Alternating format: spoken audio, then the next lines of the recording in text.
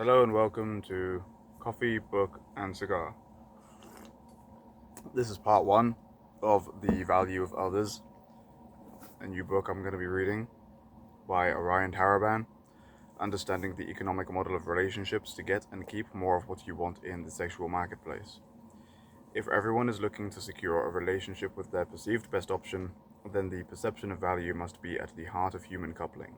In this groundbreaking work, psychologist Orion Taraban sets forth his economic model of relationships and exposes the often uncomfortable laws that govern the sexual marketplace. After reading The Value of Others, you'll never look at relationships the same way again. Orion Taraban is a clinical psychologist in private practice and the creator of Psych Hacks, a popular podcast devoted to relationships and personal development.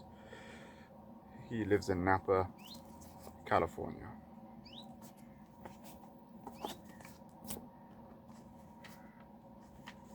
Preface.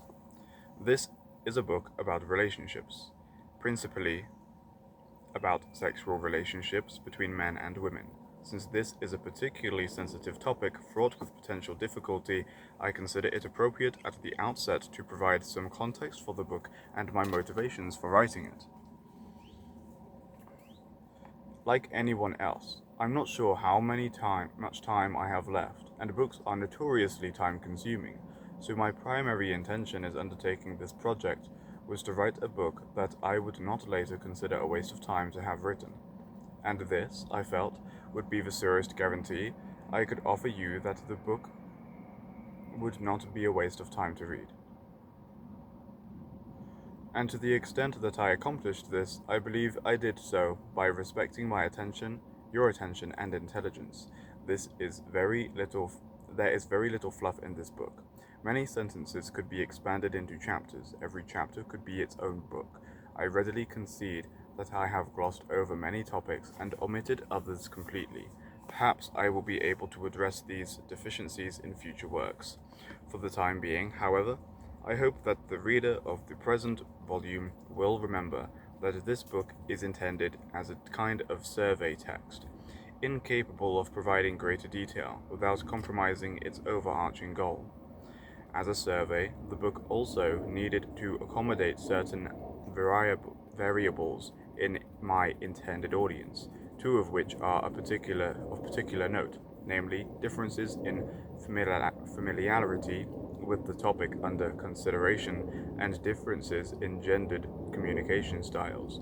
With respect to the former, I've attempted to compile this overview of intersexual dynamics for the widest possible audience without sacrificing the integrity of the message. If I succeeded, then those already well versed in the subject won't be bored, and those who possess no pre-existing knowledge won't be lost. I've also striven to be as objective and value neutral as possible. My goal is to present the sexual marketplace as it is, not as it should be or as we might like it to be. In this way, I've presumed on my readers' maturity and their ability to entertain ideas that may be different from their own without reactive judgment. With respect to the latter, it's worth noting that this book was not written for men, at least not exclusively. Rather, my intended audience is all those who participate in the game of mating and dating, especially those who are, or who have ever been, confused, frustrated, or dissatisfied by their experiences. For better or worse, these states usually arise due to flaws in participants' underlying models of reality. The objective of this book is to dispel the confusion, frustration, and dissatisfaction by providing an alternative framework for understanding relationships, ideally leading to clarity, success, and fulfillment. Like any other theory, it is true to the extent that it works, which, in this case, would mean more people getting more of what they want in the sexual marketplace. Writing a book that is palatable to both men and women is a challenge in its own right, and I'm sure that I have included content that has, at least occasionally, failed in this regard.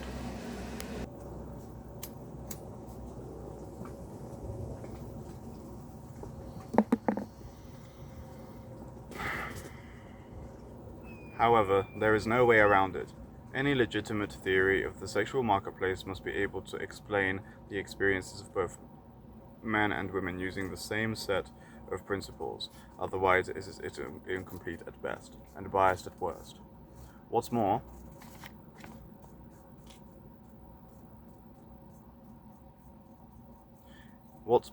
any set of strategies that achieves one gender's goals by sacrificing the others is unlikely to produce sustainable and satisfying outcomes. To that end, my intention is to present the truth about relationships without enraging men or alienating women, as the world does not need more of either. If I am unsuccessful, I can only remind the aggravated reader that offense is taken, not given. And we often take offense because we maintain a number of unacknowledged taboos regarding the analysis of certain constructs, especially love, attraction, and sexual desire. Though intimate relationships generate an incalculable amount of unnecessary suffering every day, many would still prefer that we not look too closely at their fundamental operation. Despite all our modern pretensions to liberality and open-mindedness, we still largely treat sexual versus romantic relationships like medieval corpses. They're imbued with a sacredness that makes their dissection feel transgressive.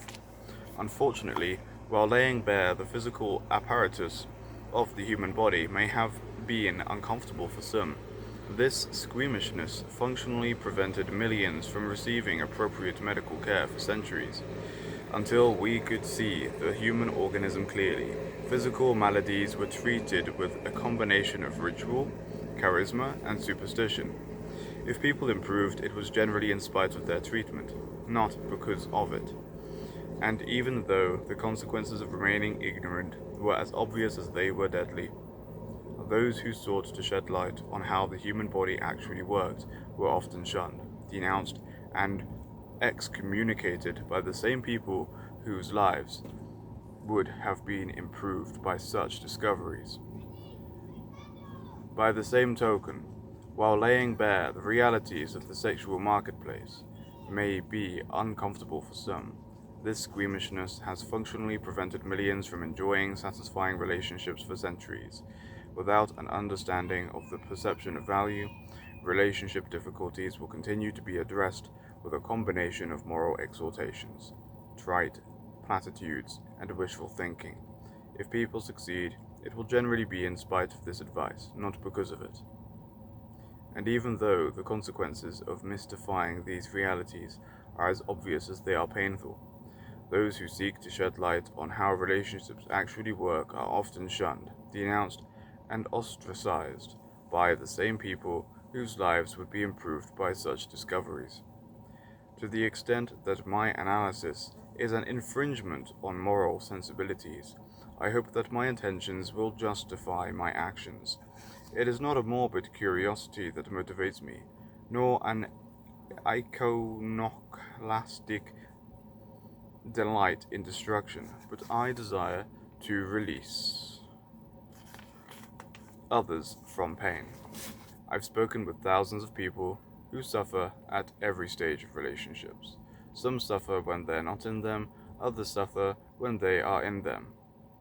Yet others suffer when they are out of them, and ignorance so often creates, maintains, and exasperates this suffering. And how could this not be the case? Our popular conceptualization of relationships is based on a model equivalent to the humoral theory of medicine. It is a metaphysical mishmash of demonstrated ineffectiveness. Under the circumstances, I consider refusing to take action to be more of an ethical lapse than breaking with cherished ideologies. The time has come to address the obvious failings in our understanding by creating a new model that exists in greater alignment with reality. And we'll know we have succeeded in this enterprise when we suffer less than we currently do.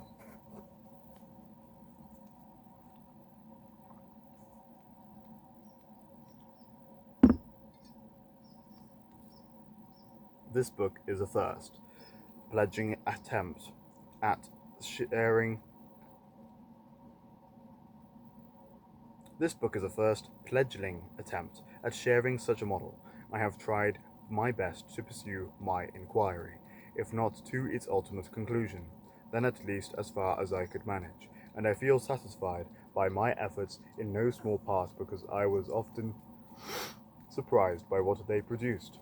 The ideas represented the ideas presented here are not casual opinions. They present my best thinking on a subject to which I have devoted a good deal of study and careful observation over the years. That said, my truth contained herein can be attributed to what grace has been afforded me. Any errors are my own. You may appreciate at the outset that this book is essentially theoretical in nature. Those who expect every claim to be substantiated with empirical evidence will be disappointed. This is not necessarily because I couldn't substantiate my observations if I so wished. The field of evolutionary psychology and behavioral economics provide a robust evidence base for this book. But because I find academic writing tedious to write and even more tedious to read. In any case, most of the claims presented in this book are verifiable and so are subject to the principle of falsifiability. I will readily recant any assertions shown to be demonstrably incorrect. I generally include citations to provide sources for any explicit statistics, but not to offer corroboration for any claims. After all, if an idea presented here is wrong, then it wouldn't matter who else believed it was right, and if my ideas are right, then it shouldn't matter if they have no other support. This is not to say that all the ideas contained in this book are utterly unique, though I believe I do present a few original thoughts. Like most works, its originality is largely derived from the novel arrangement of pre-existing components. Nevertheless, I have made an effort not to repeat what I have already said elsewhere. This is out of respect for those who are already familiar with my content online. I'm proud to say that my episode scripts constitute a very small percentage of this text, which means that even the most avid followers of my work will be able to satisfy their appetites for new material. This book is not a recapitulation of previously expressed notions, but a self-contained endeavor designed to stand or fall on its own merit. That said, much of my content online naturally complements the ideas put forth in this volume, so rather than repeat myself in print, I have included a QR code at the end of each chapter that links to a playlist on my YouTube channel. Each playlist is comprised of episodes that dovetail with the specific topic under discussion. If you are interested in further exploring a subject, I encourage you to take advantage of these resources. I will add new episodes of the playlists as appropriate. If nothing else, the present work has afforded me the opportunity to clarify my thinking on a subject that has shaped the man I have become in more ways than I could possibly articulate. I don't mind confessing that I am particularly fond of the title, which can be read either sincerely, The Worthiness of Others, or cynically, The Price of Others. In reality, both are true, and for us to approach a more mature understanding of relationships, we may need, like the title, to increase our capacity to accommodate both understandings simultaneously. It's a paradox, but what truth isn't? April 2024, Napa, California.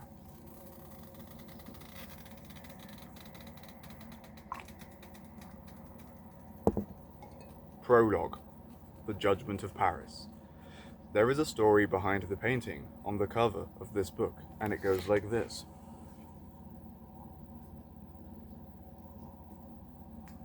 A wedding was held in ancient Greece. All the gods and goddesses were invited, except one, Eris, the goddess of discord, who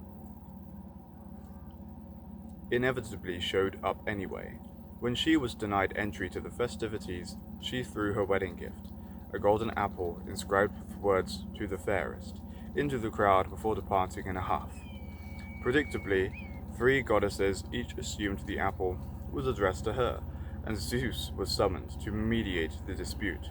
Wisely perceiving that there was no way this couldn't end poorly for him, Zeus asked Paris, the mortal prince of Troy, to cast the deciding vote.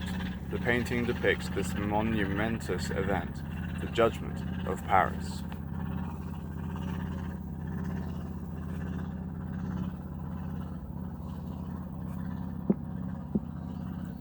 To tempt the prince into choosing her, each goddess attempted to bribe Paris with a fantastic gift. Athena, the goddess of war, promised martial prowess and victory in battle. Hera, the queen of the gods, pledged great riches and worldly power. Neither was successful. Instead, Paris awarded the golden apple to Aphrodite, the goddess of love, who promised him the affections of the most beautiful woman in the world, Helen of Sparta. Unfortunately for all involved, Helen happened to be married to another man, a man no less than the king of Sparta. But a promise is a promise. Whether Helen was kidnapped or she followed Paris of her own accord is a detail that changes depending on who is telling the story. Either way, the prince received his due, and thus began the Trojan War.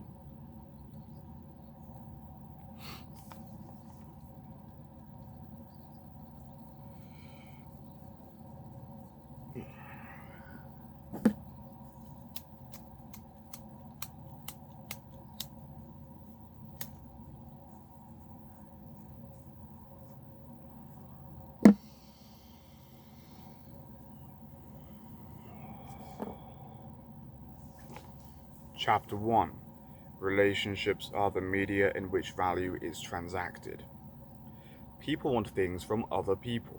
This is why other people represent both a potential solution and a potential problem. They are a potential solution when they have the things we want and are willing to give them to us. On the other hand, they are a potential problem when they don't have the things we want or when they do have them but won't give them to us. And it's far from straightforward to determine which people are which is why other people are typically a problem until they prove otherwise. Across cultures and throughout history, people have devised three general approaches to the problem of others. Some choose to move against others.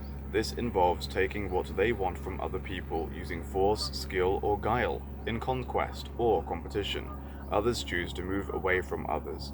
This involves eliminating the inner desire for things or the interpersonal dependence that makes it necessary to deal with people. Both of these approaches are essentially antisocial, albeit for different reasons.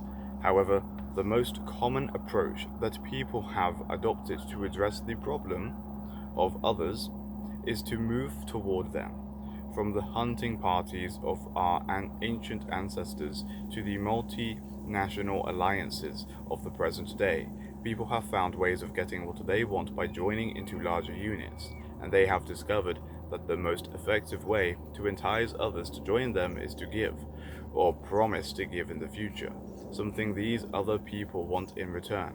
This is, by definition, a pro-social solution, as it creates the basis of society. Now, these terms can trip people up because of the language involved. Many believe that anything pro-social must be good and anything antisocial must be bad. For instance, the word pro-social can conjure images of people working together in harmony toward a common goal. And while this can happen, the reality is rarely that simple, and it's easy to understand why. People typically don't join together because they want the same things.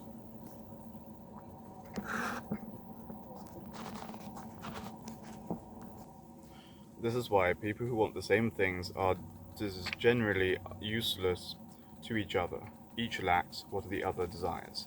In most cases, people come together because they want different things. This is true even if they are aligned in terms of their superordinate goal, since a judicious complementarity of skills and resources significantly increases the likelihood that they will achieve their goal. If I have what you want and you have what I want, then we have grounds for moving toward each other. And if we exchange the things we respectively want, then we enter into a relationship. And this explains all by itself why certain people are rich in relationship opportunities and others are not. It is neither the good, nor the loving, nor the virtuous who are desired for relationships, but the people whom others want things from. The person who has more of what other people want most will have more and better relationship opportunities than the person who has less. This is just the way it is. A relationship is the medium in which value is transacted. Where value is transacted, a relationship exists.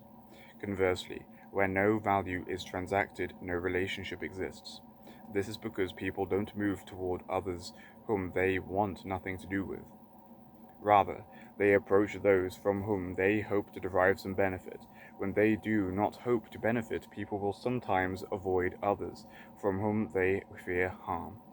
But most of the time, they will simply do nothing. Most individuals do not walk around with either desire and admiration or fear and animosity toward other human beings. Instead, they feel indifferent. And it's this neutrality that functionally stops them from rushing toward or running away from every person they happen to see.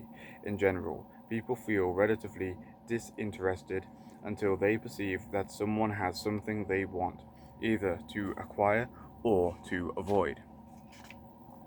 Anything that can be bought or earned can be transacted, and these transacted goods are what motivate people to form relationships.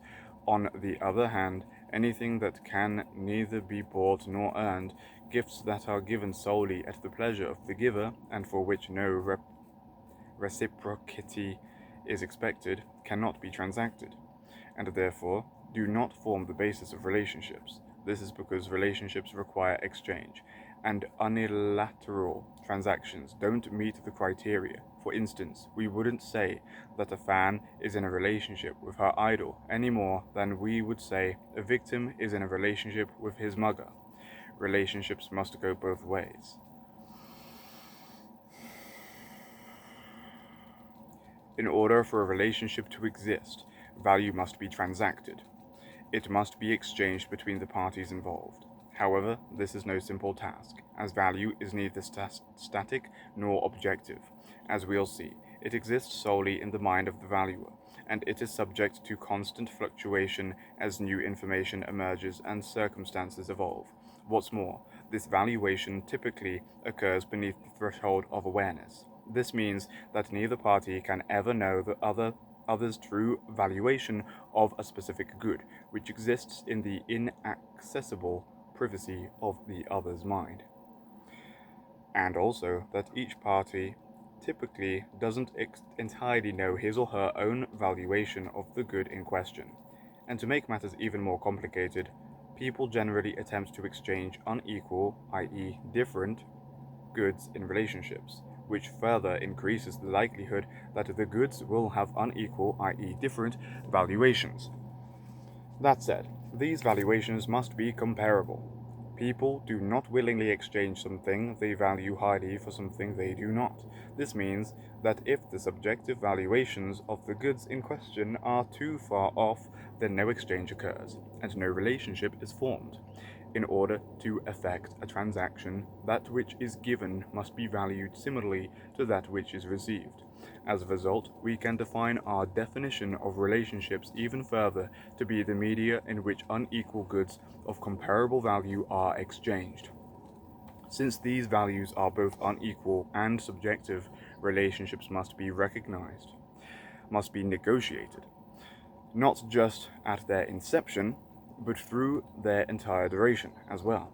The overtness of this process depends on the nature of the relationship. For instance, in a professional relationship, the terms of the transaction are expected to be rigidly and explicitly defined. On the other hand, adopting this approach in relations with friends and lovers would feel inappropriate and off-putting. Different types of relationships must be negotiated differently. That said, this does not mean that these types of relationships are not predicated on the transaction of value. People do not hang out with or sleep with those who want nothing to do with. Without exception, people want something.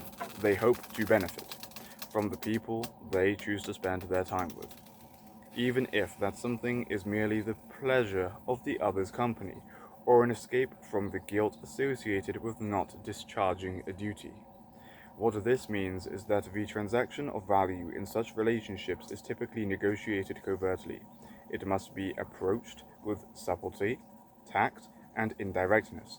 When people take issue with my model of relationships, it is often because discussing their nature so explicitly violates a tacit social convention that friendships and romantic relationships more or less just happen, and are maintained through altruistic goodwill, and also because the explicitness potentially reveals people's own self-interest where they would least like to encounter it. There are rules and laws to relationships. Rules are more culturally informed and can be broken, though often not without interpersonal consequence. For instance, as a general rule, people expect their friends not to talk badly about them behind their backs. Obviously, some people violate this rule, so it can be broken. However, awareness of this violation can lead to conflict or the end of the friendship, so it can't always be broken without interpersonal consequence. Relationship rules can vary significantly from place to place and throughout time. On the other hand, laws are more biologically determined and are much more difficult to break, and generally not without intrapersonal consequence. For example, it is a law that relationships are formed when people transact unequal goods of comparable value. If the goods are the same, then exchange is either unnecessary or impossible, so no relationship is formed.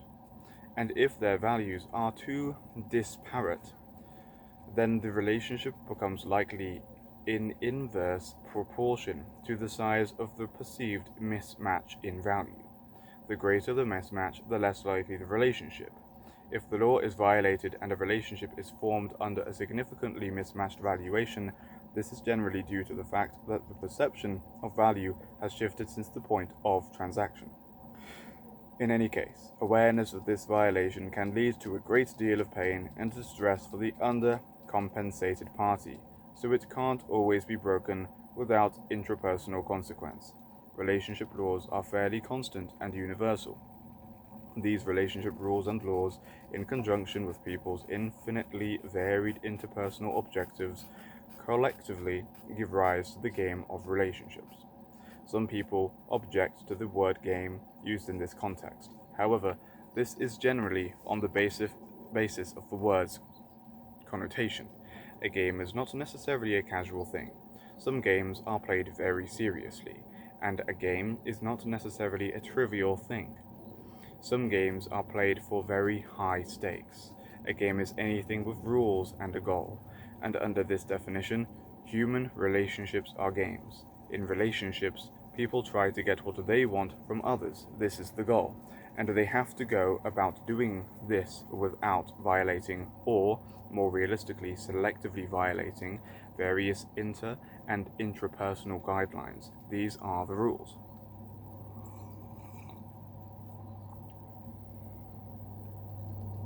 If people get too little of what they want, or too much of what they don't want, they stop playing, which, incidentally, is another relationship law.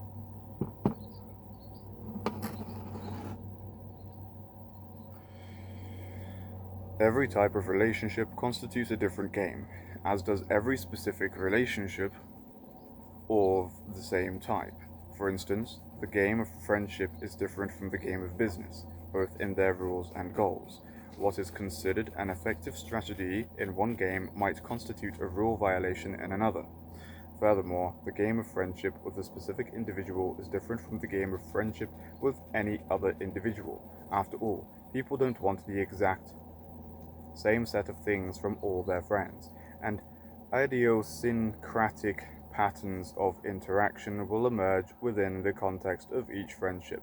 So both the rules and the goals will vary from friendship to friendship, and since each specific friendship is nested in the larger game of general friendship, we find that the overarching category contains enormous variation at the individual level.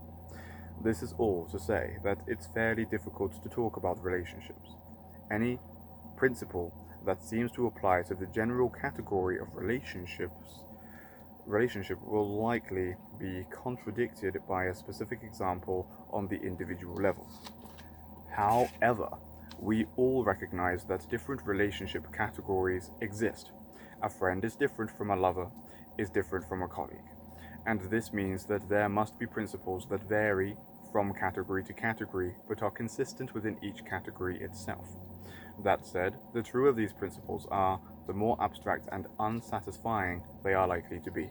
For instance, the statement, all people want to be happy, might be true in general, but it is useless in particular. Why? Because what makes one person happy will infuriate or bore or terrify another. So we need to pick our poison. On the one hand, greater specificity at the category level will make any claim less valid and reliable because it will increase the likelihood that it is contradicted at the individual level. On the other hand, less specificity at the category level will make any claim less practical and actionable because it will decrease the likelihood that it can be effectively applied at the individual level. This is why the highest wisdom can often sound so vague and idiotic, while detailed advice can be so contentious and inapplicable. There are no perfect solutions here. My goal is to split the difference as best I can by providing insights that are so true as possible without compromising their usefulness. This book is largely a discussion of the principles that govern a specific category of human relationships, namely sexual relationships between men and women. To be fair, much of this discussion will apply to homosexual relationships as well. However, this book would need to be significantly longer if it sought to cover every aspect of human sexuality in all its varied expressions, and I'm afraid I'm already taxing the reader's indulgence with the size of the current volume. A sexual relationship exists whenever at least one of the goods transacted is sex. This means that when people have sex with each other, those individuals are in a sexual relationship, irrespective of whether they believe they are in a relationship. The duration of the relationship is unimportant. Some sexual relationships last for an evening, others for a lifetime. It is also irrelevant whether sex is understood to be the ultimate objective of the relationship, i.e. the goal, or an instrument to achieve some other end, i.e. the means. What matters is the presence of sex. It is the necessary and sufficient element of a sexual relationship. People enter into and remain in sexual relationships by playing the game of mating and dating. Like those pertaining to all other relationships, this game is subject to rules and laws that are culturally informed and biologically determined. Ignorance of the principles governing play is associated with a diminished likelihood of success. After all, if you don't know the rules of the game, you can probably only win through sheer dumb luck. On the other hand, awareness of these principles will significantly improve the probability of securing one's desired outcome. This is especially true considering that most people either don't understand or are, at best, only dimly aware of the game they are playing. For instance, the most fundamental law of the game of mating and dating, the law that explains the lion's share of the variance behind who gets and stays with whom, is that people enter into and remain in sexual relationships with their perceived best options. The idea that, all other things being equal, individuals will forego a better opportunity for a worse one is absurd. If humans were governed by this law, our species might have gone extinct ages ago. And if people enter into and remain in sexual relationships with their perceived best options, then the perception of value must be the mechanism that lies at the heart of sexual relationships.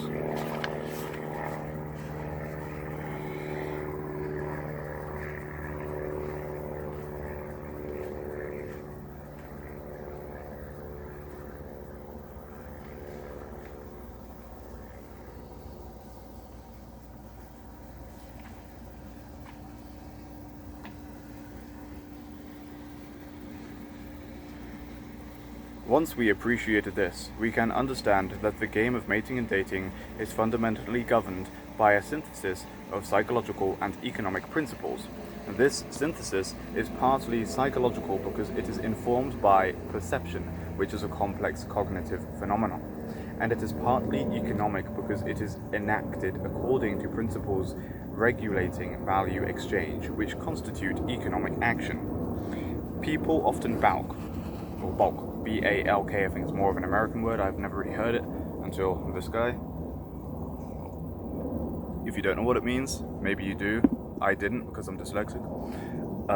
Balk is kind of like to disgust, to reject, and basically disagree with something. People often balk at this definition because they believe that economics is only concerned with money. As a result, they think that applying economic principles to sexual relationships is somehow crass and materialistic. However, this isn't necessarily the case. A better definition of economics was provided by Lionel Robbins, who wrote that economics studies human behavior as a relationship between ends and scarce means which have alternative uses. Under this definition, we can see that the game of mating and dating is heavily influenced by economic realities. Source: Robbins, L., 1932, an essay on the nature and significance of economic science, Ludwig von Mises Institute.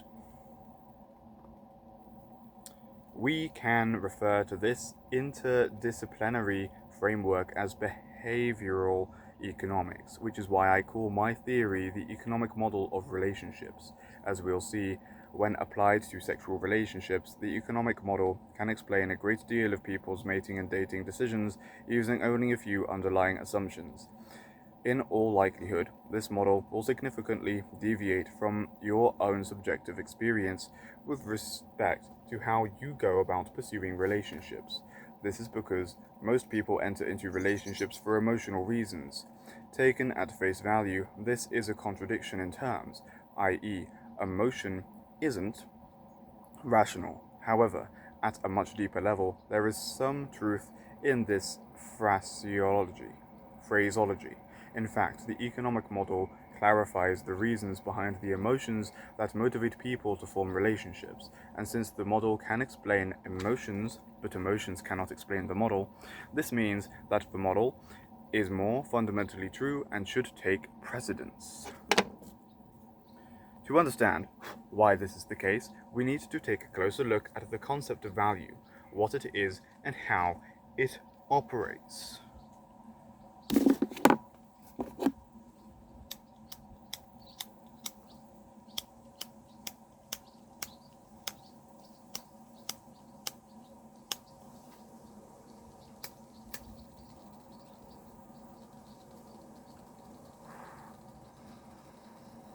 Humanity evolved so much. The lighters are still shit.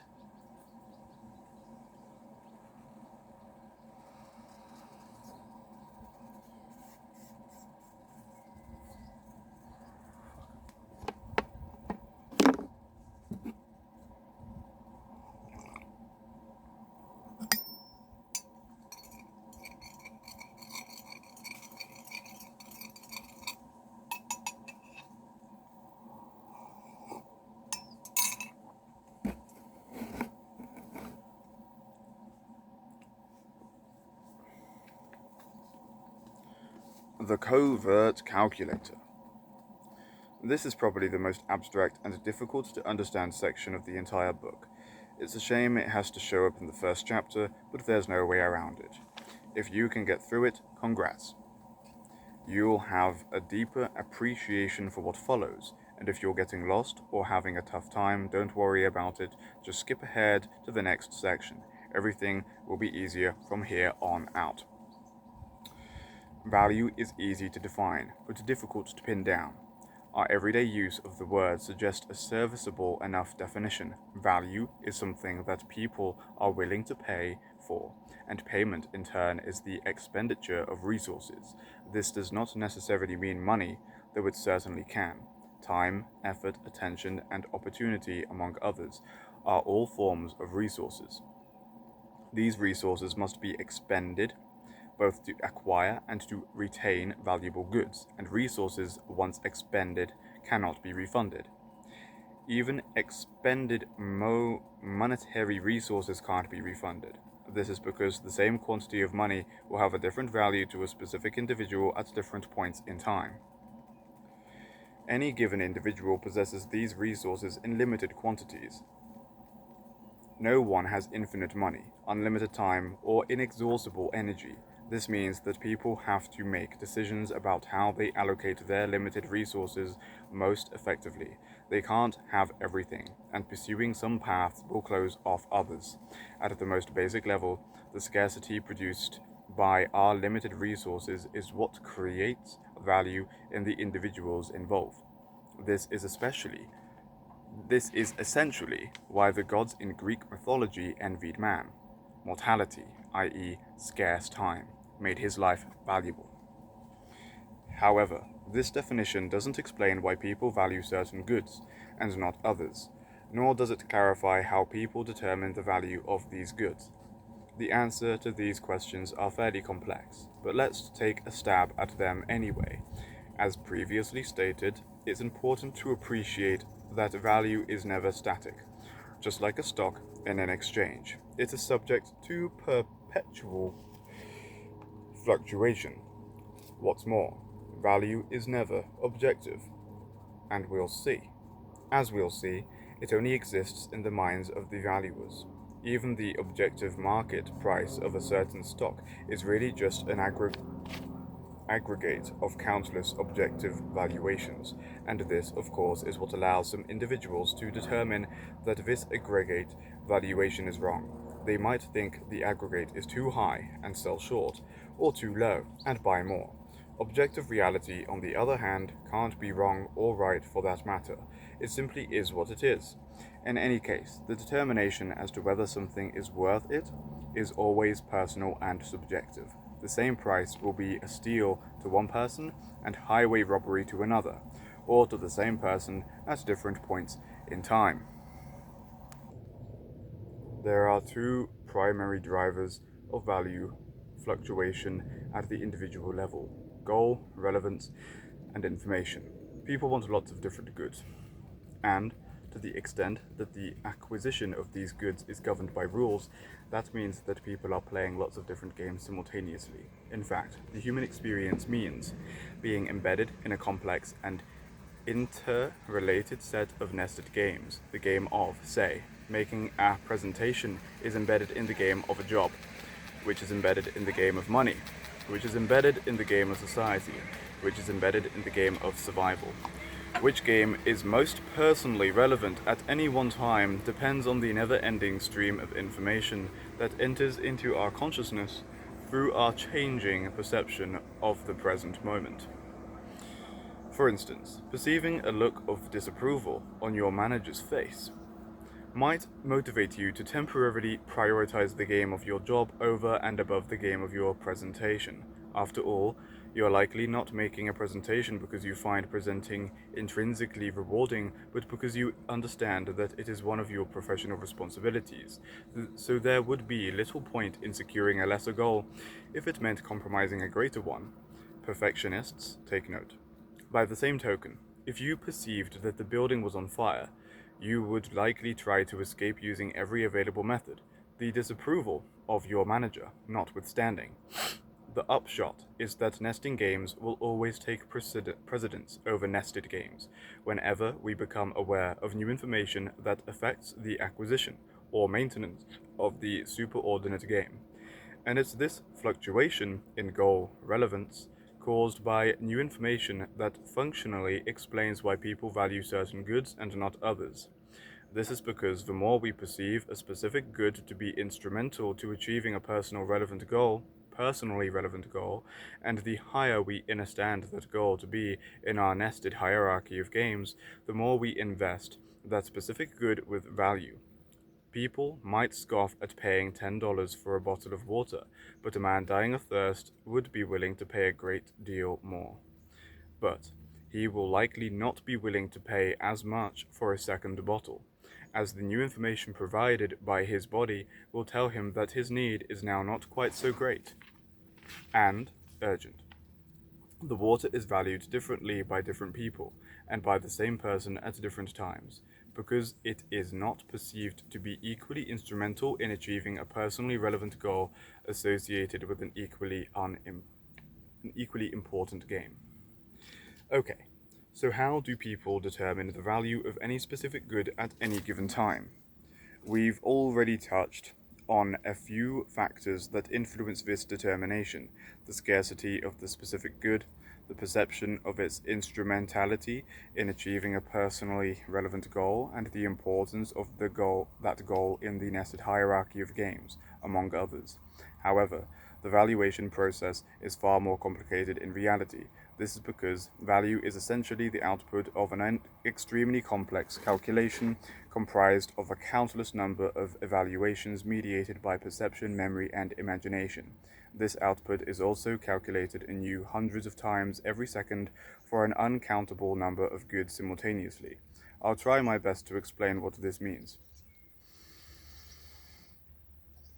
Once we become aware of new information that indicates a specific good might be instrumental in achieving a personally relevant goal, we begin to evaluate a great number of factors, including the extent to which current conditions match previous conditions associated with an opportunity to acquire the good, the various ways we could go about obtaining that good, the anticipated costs in terms of expended resources associated with each method, the subjective value of these resources given their respective scarcity, the perceived likelihood of each method's success, the previous success rate of each individual method, and the degree to which and for how long successfully obtaining the good would achieve the personally relevant goal.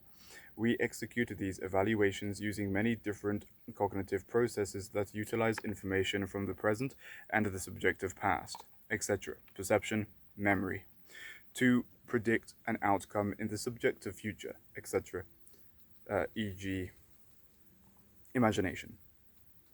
Finally, all these evaluations are conducted for all the most relevant goods that we could acquire using a comparable amount of resources. So far, so good?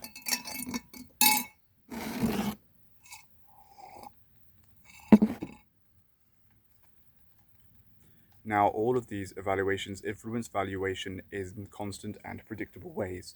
For instance, people will value a method of obtaining a specific good with a higher likelihood of success more than they would value a method with a lower likelihood of success.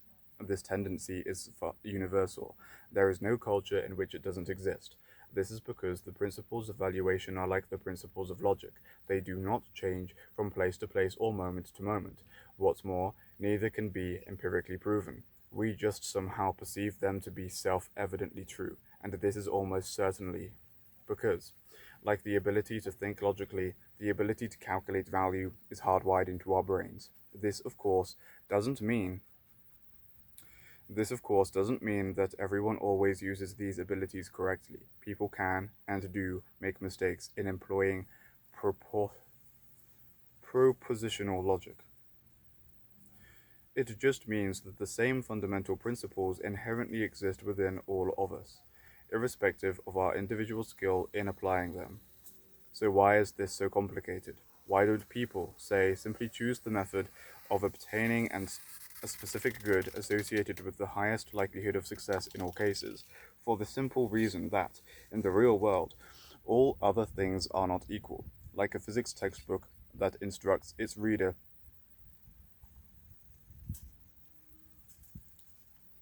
like a physics textbook that instructs its readers to ignore friction and air resistance, considering all other factors to be equal, is a thought exercise designed to help people understand how a single component operates within a complex, interdependent system. It doesn't generalize to reality. That said, if we could somehow understand how every component operated both individually and interdependently in a given system, then we might be able to create a model capable of increasingly approximating reality. However, no model will ever completely align with reality due to its reliance on known unknowns and its vulnerability to unknown unknowns. And while we might not be able to explicate every one of these components consciously, the covert calculator that exists within all of us doesn't require our understanding to operate. It goes about calculations intuitively and unconsciously, whether we want it to or not.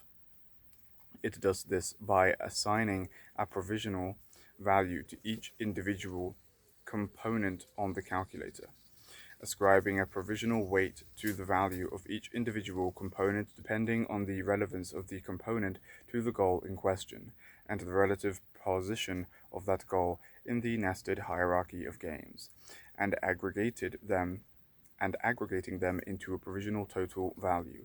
This could be represented mathematically as something like, if there's these mad algebra looking equations down there in like fine print, in which the x term represents evaluations of the various individuals' components, and the corresponding terms represent the representative weights and the. Of course, this is an extremely simplified representation. The reality is far, far more complicated. It is too complicated to explain because it's an algebra equation you need to look at, so buy the book if you want to have a look, but it doesn't make any sense really.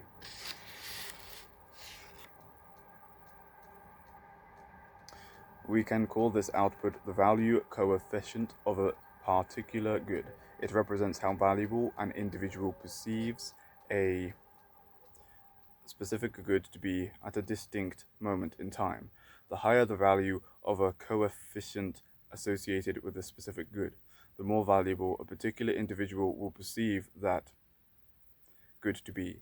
This value coefficient is that compared with the value coefficients of all the most relevant goods that could be acquired using a comparable amount of resources.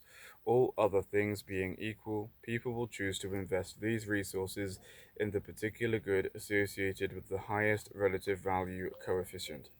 And the difference between any two value coefficients will not only indicate a given individual's preference, but the relative size of that preference as well. This is how people determine the value of something. The issue is that almost no one experiences the determination of value in this way. When presented like this, the valuation process feels alien or robotic or sociopathic. This is because the vast majority of this process occurs well below the threshold of awareness. Individuals are generally cognizant of only a few aspects of the calculation at best, and this can be off-putting, as it suggests not only that people are not aware of why they value the things they do, but that their valuations might be influenced without their knowledge as well. Both are true. However, if you pop the hood and look inside, you'll see that the brain is one enormously complicated organic computer, and among its most important functions, just behind keeping the body alive and rendering an accurate representation of reality, is the tireless calculation of value by means of the covert calculus I just described. This is how people actually determine the value of something. It's just not how they experience doing so within their own subjectivity. So why is there a mismatch between the actual process of valuation and the experience of that progress? Simple. Under normal conditions, conscious awareness has a very limited bandwidth. Awareness of the actual process of valuation and the billions and billions of calculations per second this process entails would be absolutely overwhelming. It would paralyze the individual in question, which would be a significant liability for an organism that has to move through reality, even bringing a greater proportion of the process into conscious awareness would likely lead to a behavioral hesitation, which would have consequences for time-sensitive decisions, including those that impact survival. So the mind effectively hides this process so deep in the unconscious that, much like the routines governing an individual's heartbeat, it can only be partially accessed with an inordinate amount of conscious effort.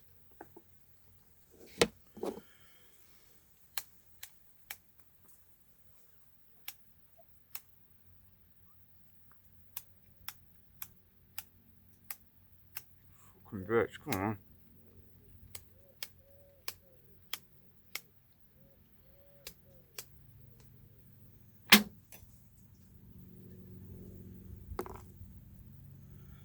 Right, so the first chapter is fairly big. I mean, yeah, we're halfway through. So this is part one of the value of others. Out of how many parts? No one knows. Thanks for tuning in. I hope you've gained some value from today's book of choice. We will stick through till the end.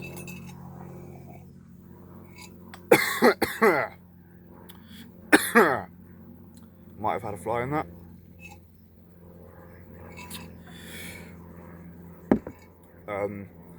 Feel free to tune in daily, and we're going to stick through the book and have a cigar and a coffee with me.